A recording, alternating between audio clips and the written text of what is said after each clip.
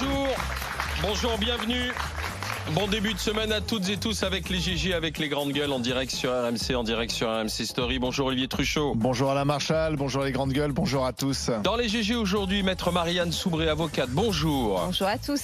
Monsieur Didier Giraud, agriculteur en Saône-et-Loire, est avec nous aussi. Bonjour Didier. Bonjour Alain et bonjour à la France profonde. Nous sommes avec David Dickens, directeur marketing du Cirque Phoenix. Bonjour mon cher David. Bonjour à tous. Avant de vous donner le menu des GG, le rendez-vous qui permet de gagner un peu de pouvoir d'achat grâce à RMC, grâce aux grandes gueules. Ce sont les 1000 € RMC. Oui, c'est jusqu'à la fin de la saison et c'est tous les jours. Il suffit d'envoyer RMC par SMS au 7 32 16 pour gagner les 1000 € RMC. S'il y a 9h15 tout à l'heure, c'est pas de chance, c'est raté avec les grandes gueules.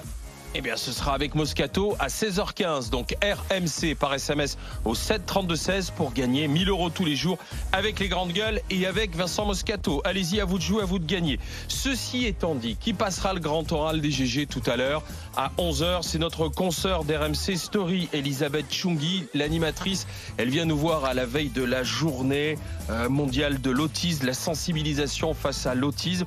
Elle-même a un enfant, Alexandre, qui est atteint d'autisme, et elle viendra nous raconter ce qu'il convient de faire aujourd'hui pour la prise en charge, ce qu'elle attend des pouvoirs publics. Parler ouvertement aujourd'hui à tous les parents, qu'il n'y ait pas de tabou sur l'autisme. Elisabeth Chungui tout à l'heure avec nous à 11h05. À 11h-5, le match des GG pour gagner un petit séjour en famille au Futuroscope de Poitiers. À 11h-20, les GG veulent savoir, vous avez entendu la petite phrase du pape dans l'avion à propos du cardinal Barbarin? En fait, je n'ai pas accepté sa démission parce qu'il est toujours présumé innocent et parce que la condamnation n'est que médiatique. Est-ce qu'il est indécent, le pape François? On en parlera à 11h-20. 10h, grande gueule du jour, le professeur Israël Nizan, qui aujourd'hui va un peu à contre-courant de tout ce que l'on entend, le célèbre obstétricien. Alors, est-ce qu'on a encore intérêt à garder des maternités qui ne fonctionnent qu'avec 1, 2, 3 médecins qui peuvent être aussi des mises en danger pour les patients? Il pose la question de ce qu'il faut savoir, Israël Nizan. Il sera notre grande gueule du jour à 10h. 10h-20, le monde de Macron. En attendant, qu'est-ce qui fait la une des grandes gueules? Une petite phrase signée d'un ancien président de la République, François Hollande. Il en est persuadé, l'extrême droite arrivera bientôt, ou plutôt un jour, au pouvoir. Venez nous dire ce que vous en pensez au 32-16. RMC.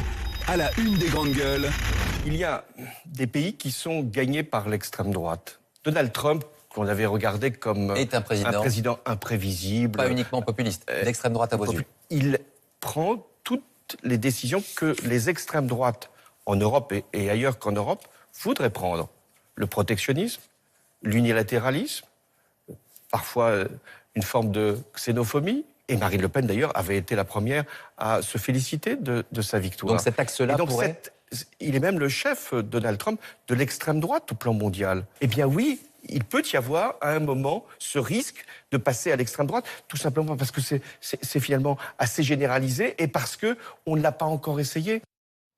François Hollande, invité hier de Laurent Delahousse sur France 2. François Hollande qui s'exprime aussi dans les colonnes du Parisien. Oui, on n'énoncera jamais assez le cynisme de certains politiciens. François Hollande qui offre donc sa contribution personnelle au grand débat dans cette interview hier sur France 2, ce matin dans les colonnes du Parisien. Alors il assure en fait la promotion d'un livre, de son livre qui sort en version poche mercredi, dans une version actualisée. D'ailleurs, dans cette version actualisée, il dit tout le mal qu'il pense de son successeur, Emmanuel Macron, qu'il a pourtant promu un ministre, et il fait donc cette prophétie. Je pense que l'extrême droite arrivera au pouvoir en France un jour. Alors c'est vrai qu'il est bien placé pour le savoir, puisque après 5 ans de hollandisme, Marine Le Pen a pu se qualifier pour le second tour de l'élection présidentielle et donc qualifier le Front National pour la seconde fois de son histoire au second tour de l'élection présidentielle. Alors est-ce que effectivement François Hollande a raison de nous alerter sur l'arrivée probable possible de l'extrême droite au pouvoir? Est-ce qu'il est le mieux placé? Il dit c'est un danger. Ce n'est pas une fatalité. On doit réagir parce que c'est un danger. 32-16, rmc.fr pour en parler avec les GG, avec les grandes gueules. Maître Soubré, Marianne. Je ne comprends pas vraiment la stratégie. J'ai lu aussi, il y avait une très longue interview aujourd'hui dans Le Parisien de François Hollande. Et c'est vrai que, en fait, Il dit, ça a été très difficile, j'étais un président de la République, c'était très difficile tout ça. Alors on lui pose la question évidemment, est-ce que vous comptez revenir ? Je ne resterai pas à l'écart. Donc en fait, je pense qu'il y a quand même une stratégie d'alarmisme assez évidente pour nous dire et pour se présenter comme un ultime recours. Donc effectivement, bon voilà, c'est la première prise de parole à mon avis sur l'extrême droite, c'est une façon de dire. Je serai votre sauveur. Donc déjà ça c'est un peu gênant. Ensuite sur l'extrait que vous venez de passer, venir dire que Donald Trump est le chef de l'extrême droite du monde entier, de la part d'un ancien président de la République française, je trouve ça extrêmement étonnant. C'est vrai qu'il oublie quand même qu'il a le poids, sa parole a du poids quand même. Enfin, donc tout ça, un ancien président ne devrait pas dire ça. Un ancien président ne devrait pas dire ça. Et après, sur le fait qu'un jour l'extrême droite arriverait au pouvoir en France, évidemment, ça serait pour moi un cauchemar.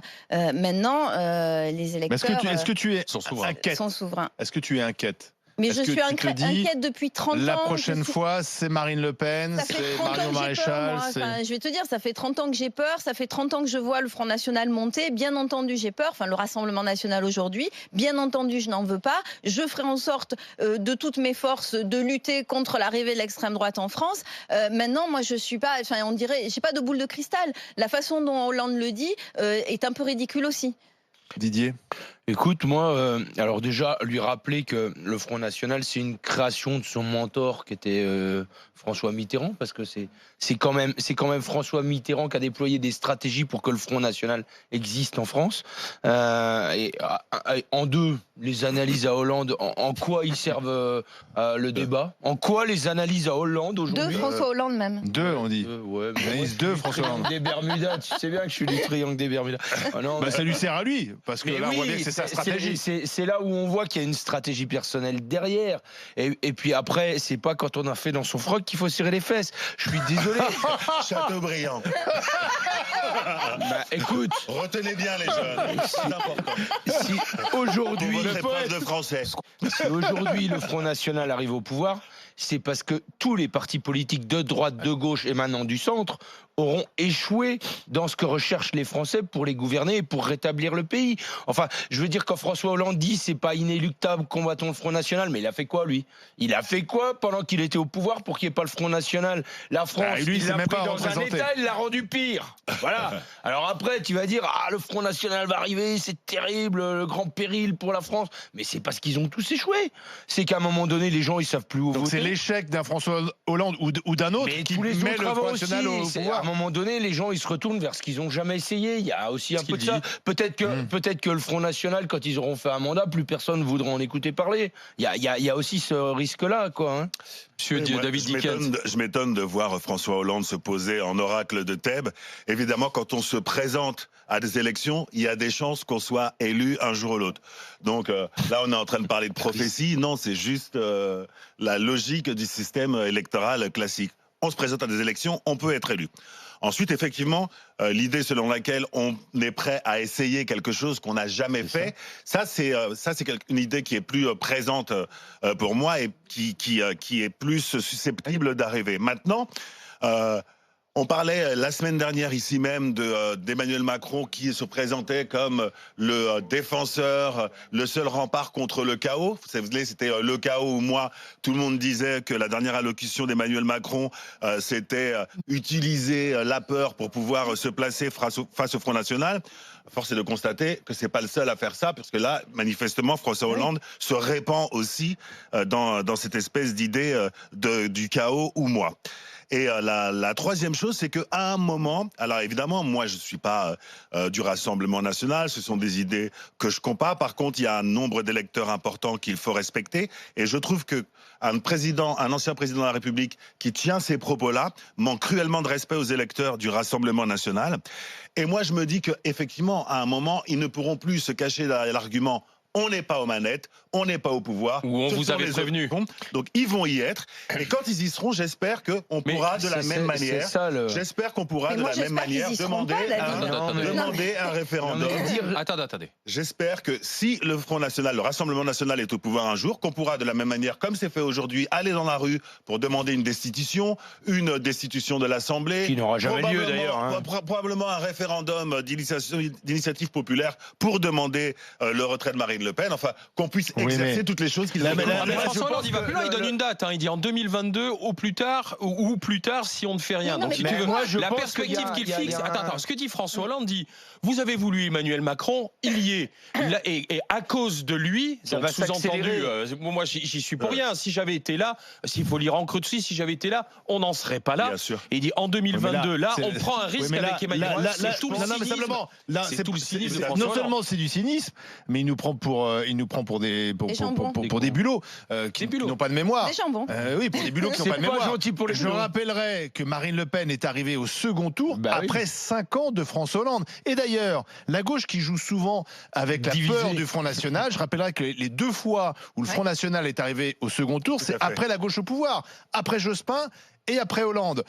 Donc la gauche devrait elle-même se faire son introspection et son autocritique. La peur, l'épouvantail Marine Le Pen, ça ne fonctionne plus. Ce qui fera reculer l'extrême droite, ce qui fera reculer le populisme, parce que plus que l'extrême droite, c'est le populisme aujourd'hui qui qu'elle va en poupe, qui a le modèle Trump, Salvini, le Brésil, le Brexit. Bah, c'est les résultats. C'est-à-dire qu'il faut arrêter d'échouer. Il faut changer les choses. Je pense aussi qu'il y a un phénomène qu'il n'a pas pris en compte, mais qui peut faire reculer. En gros, la droite populiste, tu l'appelles comme tu veux, mais c'est les élections européennes. Parce que s'il y a vraiment une vague de partis de droite tels que peut l'être le Rassemblement National chez nous, à un moment donné, ils auront les mains dans le cambouis. Ils seront aux manettes de l'Europe. Et on verra que ça ne fonctionnera pas, quoi. Bien sûr. Je pense que à l'échelle de l'Europe, mais ça c'est pas un argument non plus. C'est pas un argument non plus. Ça marche pas du tout, cet argument. Sauf qu'à un moment donné, ça peut faire prendre conscience aux gens que c'est dangereux. Tu peux pas dire ça va pas marcher. Tu t'en sais rien. Donc c'est pas un argument non plus.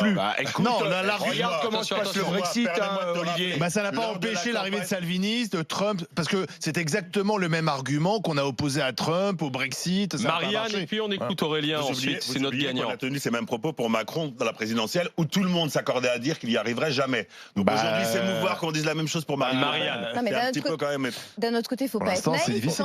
Quand il dit, et tu le relevais, quand il dit en 2022 ça va arriver, mais pourquoi? Enfin, ces interviews, mais pourquoi est-ce qu'il en parle? Mais enfin, soyons pas stupides. Parce qu'en 2022, il sera candidat, il va nous faire un retour à la Sarkozy.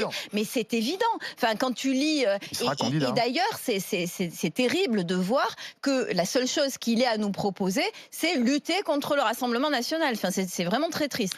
Du coup, attendez, une seconde. On va continuer notre discussion avec vous au 32-16, bien sûr. L'extrême droite au pouvoir, même dès 2022, 32-16. Pour en parler avec nous, j'accueille Aurélien. Bonjour Aurélien. Ouh, c'est super. Je crois pas que ce soit Aurélien. Monsieur Aurélien, c'est vous, de Pontarlier dans le Doubs, c'est vous qui avez gagné les 1000 € RMC, Aurélien. Les 1000 € Bon, j'imagine, j'ai cru comprendre que vous étiez heureux. Ah oui. Ah bah ouais. Vous faites quoi dans la vie, Aurélien? Je suis horloger dans une manufacture. C'est le coin là, le Doubs, le Jura, tout ça, c'est le coin des manufactures. Il en reste encore quelques manufactures françaises.